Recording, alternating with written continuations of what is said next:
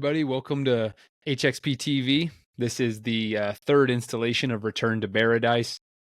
This is my third year hunting in British Columbia with Freedom Hunters, the Jim Shockey Classic, and Houndsman XP. I'm super excited to bring you guys this footage.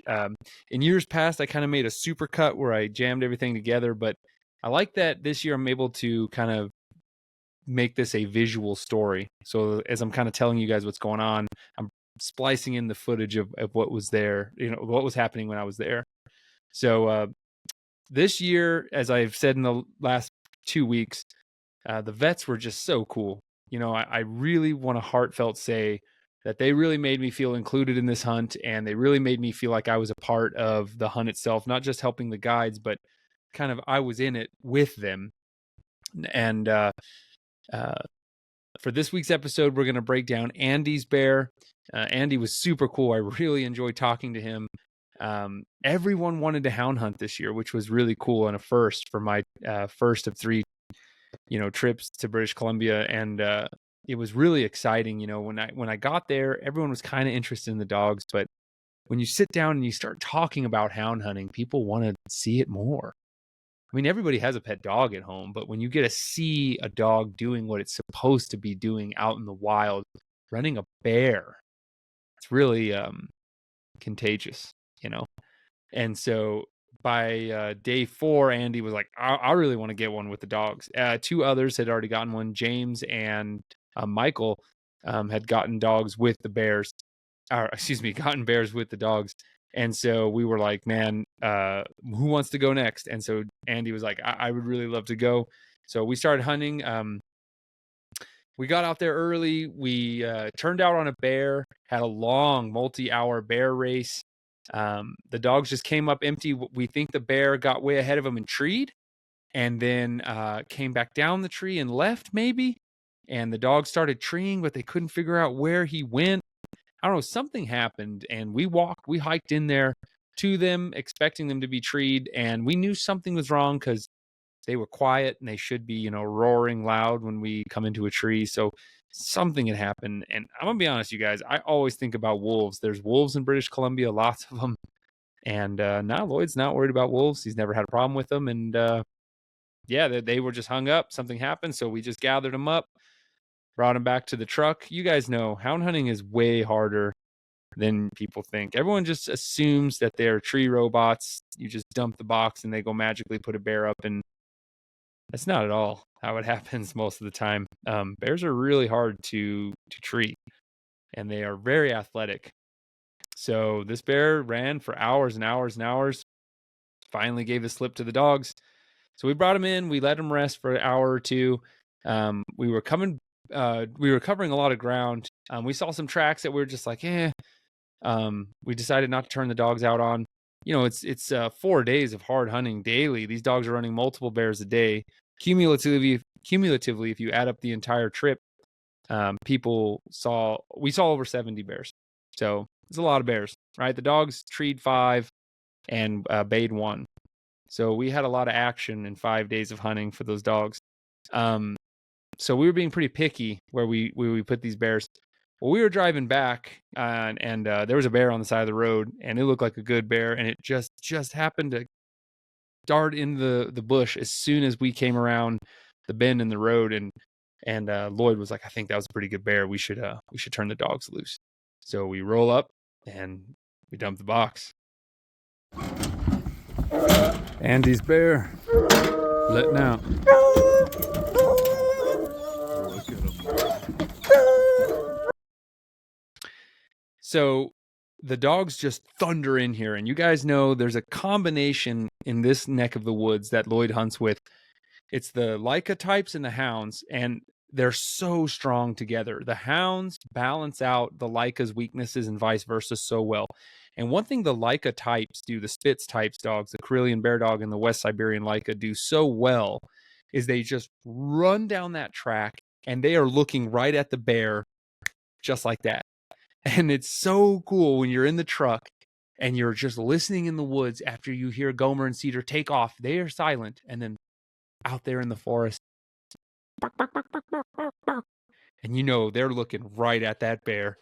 And we turn Gomer and Cedar loose, and they fly down that track. You're watching them on the Garmin, just screaming ahead of the hounds. The hounds are thundering down the trail, burr, burr, burr, opening so loud.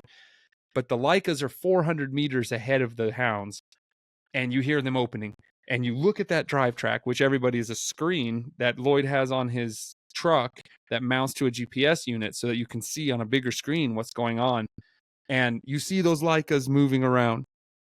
And you know that the bear stopped, maybe on a log or something. This is part of the mystery of hound hunting. You don't really know.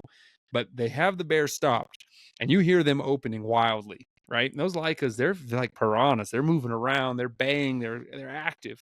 And the hounds are thundering in. They hear the Leicas barking. They speed up. As the hounds are approaching the bayed bear, it breaks and it takes off. So you got this race where there's just a pack of dogs just rolling down this mountain, straight down this super deep canyon. We can just hear them getting fainter and fainter as they're going down this canyon. So we're watching the race. The Leicas shoot ahead of the hounds as usual. They're flooring it right behind the bear. I would do anything to have footage from the Leica's perspective. I can guarantee the bear is like 15 feet in front of them, if not closer. They're barking. They're chasing the bear. And eventually, in about 30 minutes, they come up treed. And I love that on the icon because I hear the Karelian bear dog and the Leica barking. They're about 500 meters out, and I hear them barking. And then the hounds come in, and that thunder of the tree. And you guys know, I mean, it is just so awesome. They're 500-600 meters out, and it just sounds like they're right there. That echo thundering up the canyon to you. And I remember I just looked over at Andy, and I was like, dude, they're treed. Are you ready? And here's the footage. Fourth tree, baby. We're treed.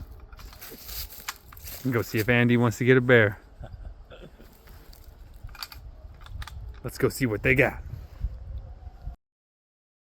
So we just start going down this very steep embankment. It's so thick in there, you guys. It's crazy. We're moving through there. We get to the bottom. There's a stream in there. The dogs are still held treed. You know, they're rocking. He's got a pack of solid tree dogs. The Leica's tree hard. Don't let anyone fool you. Leica's tree hard. The Karelian and Cedar, the West Siberian Leica, their paws on the wood. They're barking. And the bear's up there. We're closing in. We cross a little stream, get our shoes all muddy and wet. That's Canada, baby. And we close into that tree. I got some footage. Here we go. We're walking right into the tree. The dogs are on fire.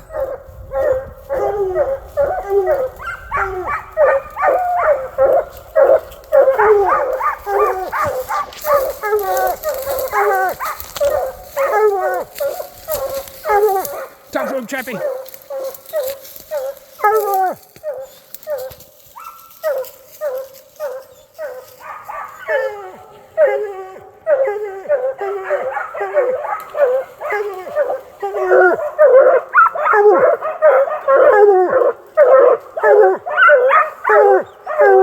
Good girl, Cedar.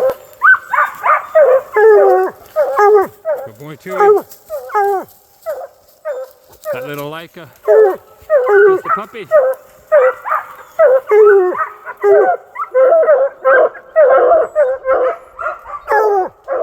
Talk to him, Chappie. Talk to him.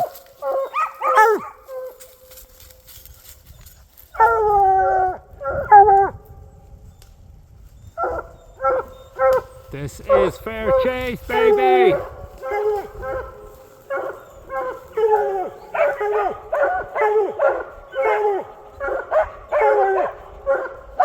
Woohoo! The man of the hour, Gomer, the Karelian bear dog. He put him up. He put up the last one too. That's a bear hound right there. Good boy, Gomer. Good boy, Chewy.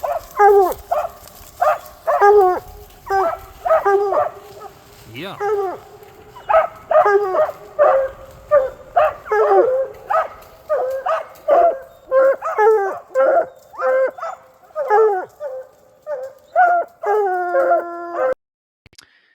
So they're there, and Andy's like, hey, this is a really nice bear. And Lloyd's like, this is a good bear. You know, Andy's like, I'm very happy with this bear. You guys know with hound hunting, you need to pick a good bear. Of course, that's the beauty of hound hunting. You know, no sows, no cubs, but at the same time, you tree a bear. This is a trophy in itself. You know, just the process of hunting with the dogs.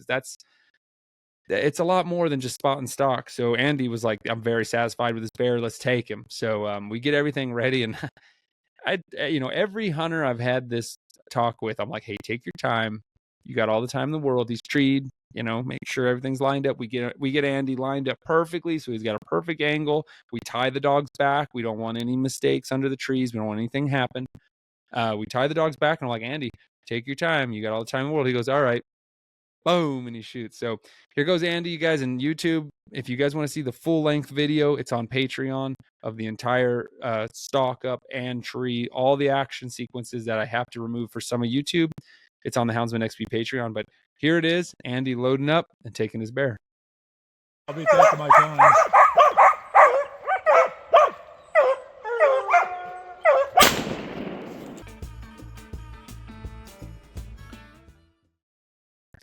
So the bear's down. Now the work begins. Everyone knows that. Here's the thing, you guys. I'm going to give you like a hands 3-dimensional of where the sparrow is. So we are here at the top of the road when we turn the dogs out. We go down this extremely steep embankment. We level out and come up on another side. So the bear is like here, right? So we're like down like this. So we're here. We have to go. We got the bear. And we put it in this sled. So it just kind of looks like a cadaver, like riding in this, like, it looks like a snow sled, like a toboggan kind of thing. We put the bear in there. Andy's going to walk 2 of the hounds back on a leash, and the others can just follow and go back up to the truck. So Andy goes, and me and Lloyd have to, Lloyd guts the bear, and then me and Lloyd are going to pack this bear back. And not only do we have to go down this little spot through super thick, you guys, this is not like I mean, you guys see this video. You guys have seen videos how thick it is in these woods. There are saplings and fallen trees everywhere. So you're having to lift up a heavy bear. Bears don't have that much guts, you guys. This isn't like a deer or an elk where there are lots of rumen and intestines and stuff. Bears really don't have a lot of guts. So gutting the bear, of course, reduces the weight, but not by as much as you would think. And so we're pulling this bear out, and it's just a nightmare, you guys. I'm not going to sugarcoat it. It was horrible. It was horrible. This one's for you, Andy, because it was horrible. Me and Lloyd were kind of cussing between our teeth, dragging this bear. We go down, and then we have to cross a stream. We get drenched. The bear doesn't. We do. We cross the stream with the bear, and then we just begin this leg up this super steep canyon. Not only very steep, but there's logs, trees falling everywhere. So we're constantly lifting this heavy bear up over logs and pulling and pulling. I am exhausted. And Andy got one picture. Andy went all the way up, started coming back down to help us. By the time Andy got down, we had done about 90% of the trip. He took this one picture. Yeah, you can see in my face. I'm happy, but I'm not happy. So when Andy hooked up and helped us pull that bear out, he felt like a Clydesdale on the rope. I couldn't believe it. I was so tired, so weak from that pull, and Lloyd was obviously exhausted as well. We got the bear up to the road. It was awesome. It was a great bear. Andy was pumped, and we really hung our hats on a great day of hound hunting. The beautiful thing about British Columbia is, I mean, it was like 5 p.m., we could have still hunted till 11 at night, still light, but it was a long day and a good day. And we headed back to the lodge, and I'm just so thankful, you guys. We treed a bunch of bears, 5, and we bayed one on the ground. It was amazing, you guys. So I really hope you've enjoyed these last 3 videos I put of Bearadise. One thing I do want to say, and this is another awesome aspect of hunting with dogs. I'm going to wrap up the episode with this. One of the hunters wounded a bear, and it ran into the woods right at dark. So they were like, you know what? We can't find him. The nights are still cold. The nights are getting down into the upper 30s at night. They're like, let's just leave the bear. We'll come back and try to find it with the dogs in the morning. We roll up there. This is on the same day of Andy's bear in the early morning. We roll up there. We put Willow on the ground. She's his track starting hound. She picks up the trail at the hit site instantly, and within 1 minute has the bear found. You would have never found that bear without Willow. It had died kind of tucked up under this like licheny tree, up like this fallen log. It kind of like tucked itself up under there, and you would have never found it. So the dogs are just an incredible tool. Lloyd said he's never lost a bear since he got the dogs. He's always found them wounded or dead out in the woods. He's found every one. So that's an incredible tool to have. And here's the video of the bear that we found with Willow and Gomer. Good boy, Gomer. Recovered a once thought to be lost bear thanks to the hounds. All right, guys. I like to keep HXP TV short and sweet. So I appreciate you guys joining me this week. Like and subscribe. That is how HXP TV is going to grow. We're just in our infancy. Check out the original Houndsman XP YouTube channel as well. It's our sister channel, and we got a lot of stuff going on there. All the podcasts, all of the bonus content's there as well.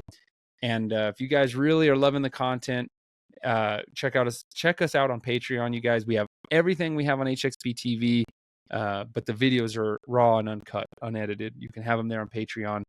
So thank you guys. I really enjoy putting out these videos for you all. And next week, we're going to have Chad back, and we're going to be breaking down some cool stuff and more videos with the HXP crew. So we'll see you all next week. Thanks for joining us.